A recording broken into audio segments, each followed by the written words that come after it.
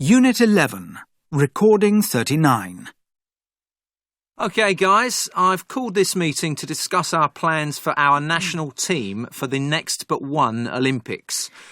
We need to make some decisions soon on two important issues, and I'm sure you know what I'm talking about. So, let's start with the first issue, equipment. What about running shoes for the 100, 200 and 400 metres? Well, I think we need a more lightweight model. Last year's model gives good impact resistance in the sole, but it's not light enough compared with what other teams have. Why don't we try the new flight shoes? I've tried them out and they withstand impact extremely well, but they're also incredibly lightweight. They weigh 67 grams each, 40% less than last year's model. OK, that sounds good, Jane. We'll look into that. Right.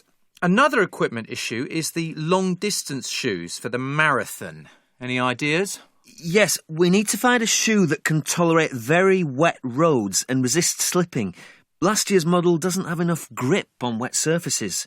Let's try using the newest Marathonites.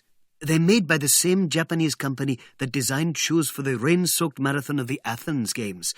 They have good impact absorbency, but the most important property is that they're totally slip-resistant on wet surfaces. Thanks for that suggestion, Anil. Can you look into these shoes a bit more and do me a report? Thanks.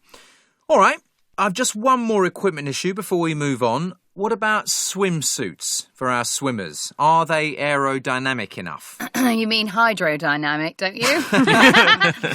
Yes, that's right. They're racing through water, not air.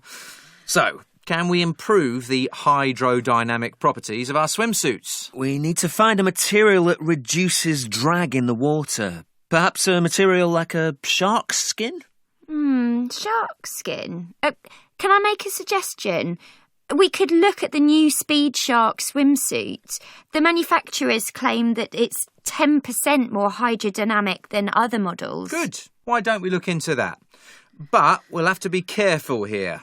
The Olympic Committee may put a ban on new materials for swimsuits. So we'll keep an eye on that, OK? Right.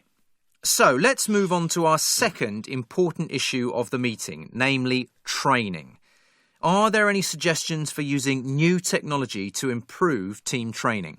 I would suggest that we need to invest more in sensors that are able to tell us how well each athlete is performing. How about starting with a rowing team? There are very good sensors now that you can attach to the rowing blades. They're capable of sending accurate information in real time to the coach. Can they measure the force that the rowers use in each stroke? Yes, they have the capability of providing data on both force and speed. Excellent. Any other suggestions? What about for our sailing team? We need a device that's capable of reading wind speed and wind direction and presenting the information clearly to the sailor.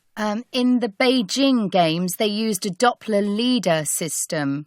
It scans the sea with laser beams. It has the ability to provide a real-time readout of wind speed and direction. Very good.